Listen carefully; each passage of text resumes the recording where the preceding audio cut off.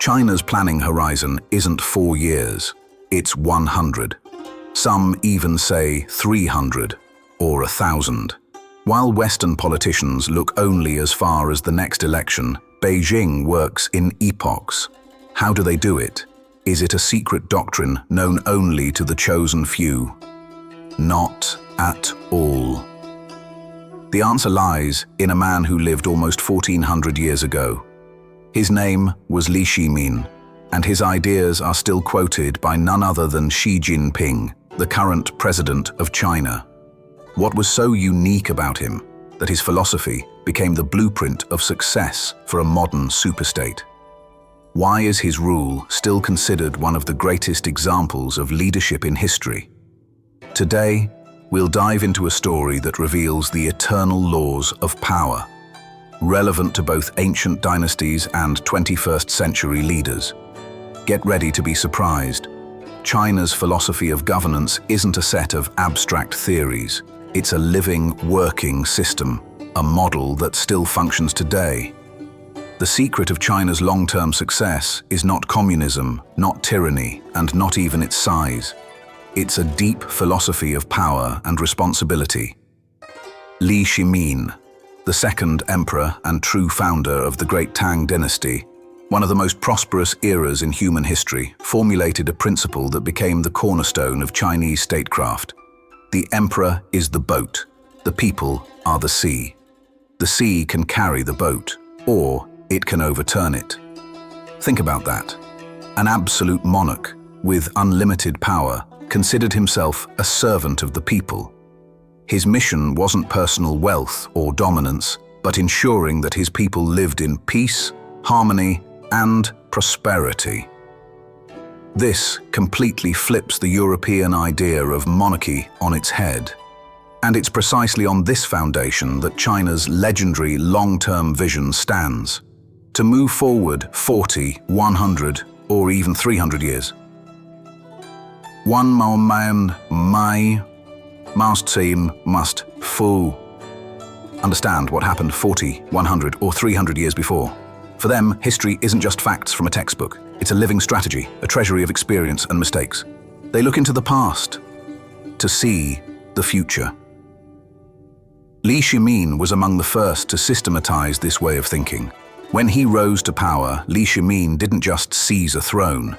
He built an entirely new model of government.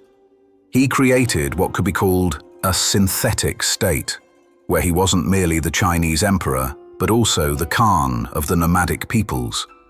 He proved for the first time that strength lies not in assimilation, but in cultural symbiosis, in uniting different ethnicities under one efficient rule. It was an unprecedented move that allowed the Tang dynasty to become one of the most magnificent civilizations in human history. But how did his principle, "The emperor is the servant of the people," actually work in practice? Li Shimin was obsessed with order, justice, and efficiency. And his main war wasn't against foreign enemies, though there were many, but against the internal disease of the state: corruption. He understood that corruption wasn't just a few dishonest officials. It was a systemic illness that thrived wherever bureaucracy duplicated itself, incompetence ruled, and transparency was absent. His solution was harsh, but radically effective for its time. He introduced what could be called the Great Chinese Judgment: constant, unpredictable audits of officials, provinces, and departments. Thousands of civil servants were punished, from flogging to execution. Records mention 7 high officials executed solely for failing their duties. On screens in the imperial palace hung the names of provincial governors, and the emperor personally decided who would be promoted and who would be disgraced. It was manual control, but incredibly efficient for its era. And to free the system from incompetent aristocrats, Li Shimin abolished hereditary appointments. He built a meritocracy, a rule of the capable. Positions were awarded by ability and knowledge alone. He created a unique system of mandatory civil exams, not just on poetry, but economics, agriculture, diplomacy, and policy. Ministers had to be broadly educated and recertify every 2 to 3 years. He also introduced a system of open communication. Any citizen, even from remote provinces, could send a message directly to the emperor about corruption or injustice, and he personally reviewed it. His hands-on control was legendary. Ministers slept in shifts, knowing they could be summoned at any hour of the night to report.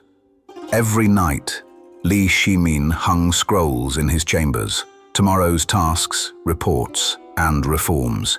He was deeply involved in every detail of governance. His reforms extended far beyond personnel. Tax reform. First, a complete census of all households. Then, a fair tax system that citizens could bear, which still filled the treasury. No chaos, no random levies. Market reform. On every market, he established a Bureau of Weights and Measures, protecting citizens from fraud and ensuring product quality. Imagine how relevant that remains even now. Judicial reform. Under Li Shimin, the Tang dynasty adopted the first full criminal procedure code. The key principle: the law above personal power. Even a death sentence had to be reviewed 3 times in the capital before execution to prevent judicial errors. An unprecedented respect for human life. There's even a famous legend illustrating his humanity. One day, Li Shimin pardoned thousands sentenced to death. He said, "I release you for 1 year. Go to your families, parents, and children.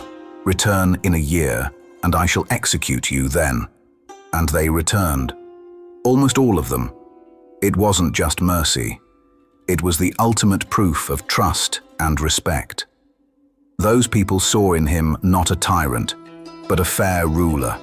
Because for someone condemned to death, every extra day is a gift. And Li Shimin gave them that gift. Where did such people come from? People who would return to die. It starts with education. From childhood, China cultivated the qualities of Junzi, the noble man, or as I'd call it, the conscious master of his world. A Yunzi acts with conscience and awareness. He doesn't chase profit, but righteousness. A small man does not count small evils as evil and never refrains from small wrongs. If there is no profit, he will not move. But a Junzi acts otherwise. These Confucian principles were taught with mother's milk, forming generations of moral administrators. Li Shimin's philosophy isn't just a relic of ancient times. It's a ready-made manual for building a strong, resilient state, where power and people are united not by fear, but by harmony and justice. From century-long planning to knowledge-based meritocracy, from merciless war on corruption to deep respect for human life. These ancient Chinese lessons remain more relevant than any modern political textbook. Perhaps this is the true key to China's modern miracle: continuity of tradition, reflection on the past to build the future, and belief that a true ruler is not a master, but a servant. And what do you think about the principle? The emperor is the boat, the people the sea. Could such methods of leadership work in today's world? Share your thoughts. This is a conversation that matters.